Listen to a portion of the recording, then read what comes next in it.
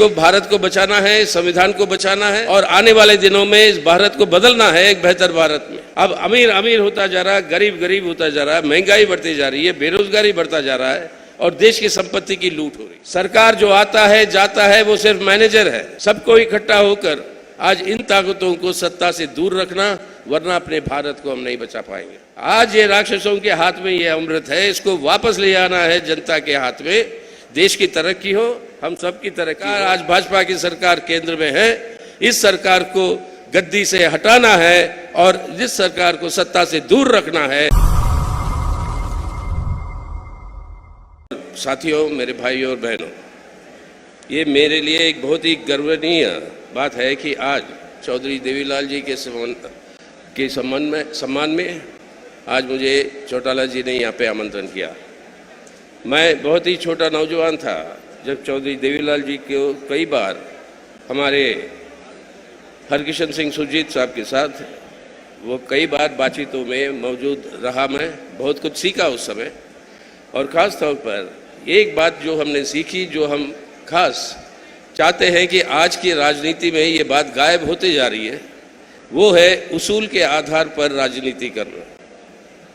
वो समय याद है 89 के अब वीपी सिंह साहब की सरकार बनने से पहले सर्वदलीय जब सब सांसदों ने मिलकर तय किया था विपक्ष के कि चौधरी देवीलाल हमारे नेता होंगे, लेकिन देवीलाल जी ने कहा कि नहीं, ये चुनाव हुए हैं बोफर्स और बोफर्स के भ्रष्टाचार के कांड पर और उसका प्रतीक वीपी सिंह रहा है, तो वीपी सिंह बनेगा प्रधानमंत्री करके वो प्रधानमंत्री पद को छोड़ दिया। हमने एक और ऐसे शख्स को देखा जो हमारे पार्टी के नेता हुआ करते थे, कॉमरेड ज्योति बसु, जिनको प्रधानमंत्री बनने के लिए आमंत्रण किए थे और उस समय उन्हीं कई वसूलों के आधार पर उन्होंने भी मना कर दिया। अब उस तरीके की राजनीति नहीं रही। अगर उस तरीके की राजनीति को वापस लाना है तो आज जरूरी है कि उस तरीके की बातें पर चर्चा हो। बिल्कुल नीतीश जी ने जो कहा बिल्कुल सही। हम सबको इकट्ठा होकर 2024 में हमारे देश को, भारत को बचाना है, संविधान को बचाना है और आने वाले दिनों में इस भारत को बदलना है एक बेहतर भारत में। और ये तरीके के चर्चाएं जब होती थी तब याद है मुझे, तब देवीलाल, कॉमरेड सुरजीत और बाकी विपक्ष के नेताओं के बीच में न्यूनतम दाम के बारे में चर्चा होती थी कि सरकार क्या ये जिम्मेदारी ले कि किसान को न्यूनतम दाम दे।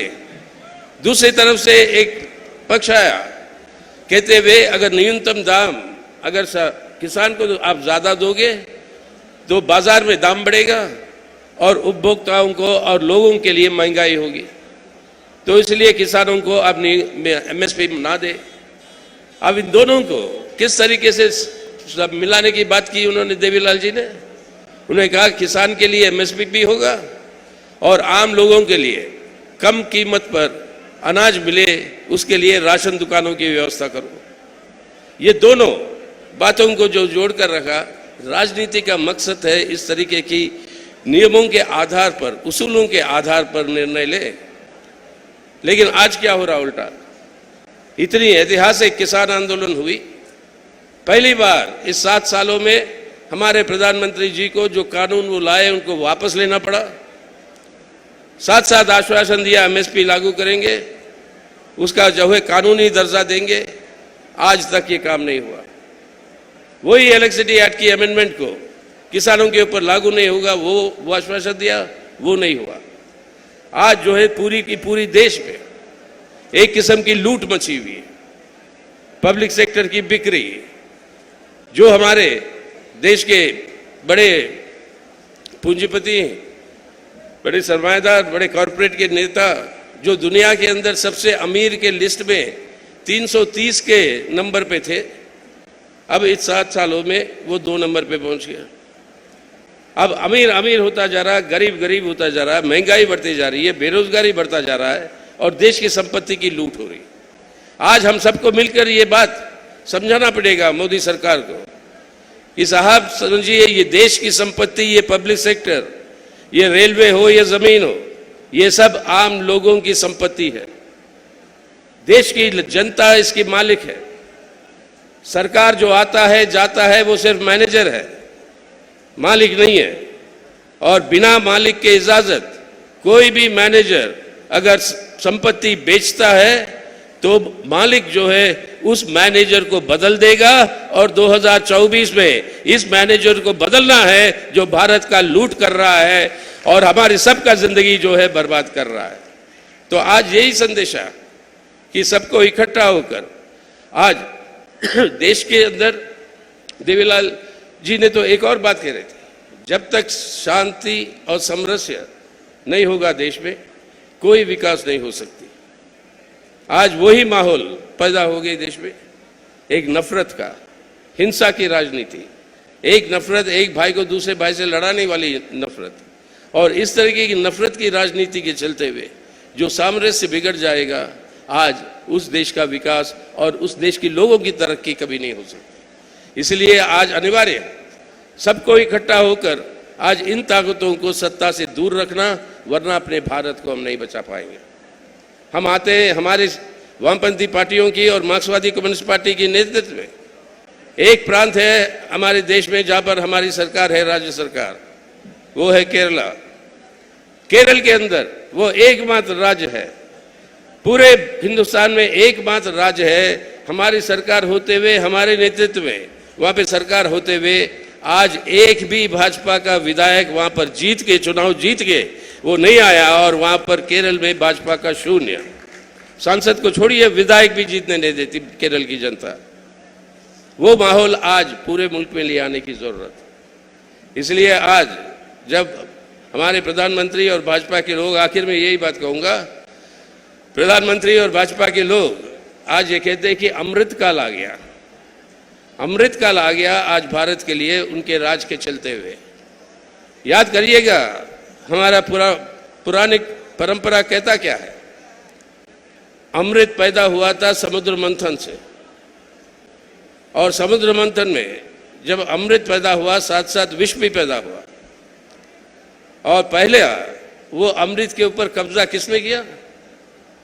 राक्षसों ने किया, और वो अमृत को लेकर वो भाग जाते।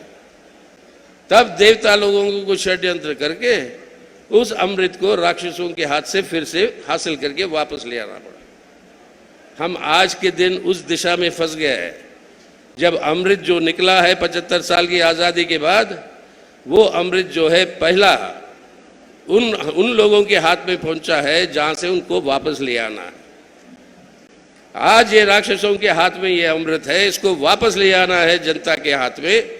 देश की तरक्की हो, हम सब की तरक्की हो, तो उस तरीके की अमृत काल की ओर हमें चलने की जरूरत है। तो आज मैं आप सब से ताऊ देवीलाल को हमारी श्रद्धांजलि, हमारी सम्मान वो सब अर्पित करते हुए, और बहुत कुछ जैसे मैं कह रहा था, जब हम जवान थे तो बहुत कुछ सीखा उनसे, व्यक्तिगत तौर से, लेकिन उसी के साथ साथ जिस तरीके के भारत का कल्पना उन्होंने की, जिस तरीके से किसानों का राज के बारे में कल्पना उन्होंने की, और जिस तरीके से उसको आगे बढ़ाने के लिए आज चौधरी ओम प्रकाश चौटाला जी आज आगे आकर हम सबको यहाँ पर आमंत्रण किए।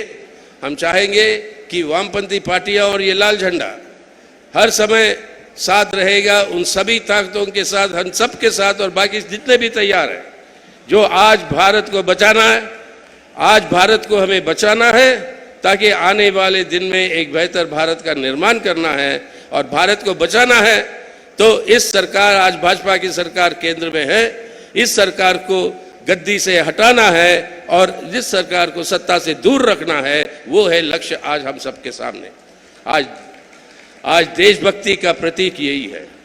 क्या हम सब लोग मिलकर अपने भारत को बचा पाएंगे कि नहीं? हमारी संकल्प है, और आज देवीलाल जी के सम्मान दिवस पर हम सबको इस संकल्प को लेना हम समझते अनिवार्य है।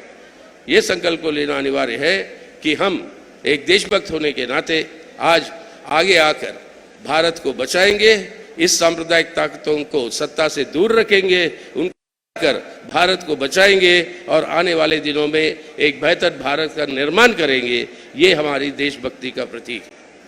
तो मैं आप सबसे ना हाथ खड़ा करवाऊंगा, ना नारे दिलवाऊंगा, लेकिन सीधा सीधा आपके दिल से बात कर रहा हूं मैं, मन की बात नहीं है, ये दिल की बात है। और सीधा सीधा आपके दिल से बात हो रही है कि आप दिल को समझकर बताइए कि देशभक्त हो तो आज इस सांप्रदायिक ताकतों को सत्ता से दूर रखो, हमारे भारत को बचाओ, एक भारत बनाओ। इसके लिए आप सब तैयार हो, यही हम मानते हैं, क्योंकि हाथे तो फिर अपने आप खड़े हो गए। मैंने तो कहा नहीं था, लेकिन बड़ी अच्छी बात है। और इसी के लिए हम चाहते हैं आने वाले दिनों में मिलजुल कर हमारे देश को हम बताएंगे।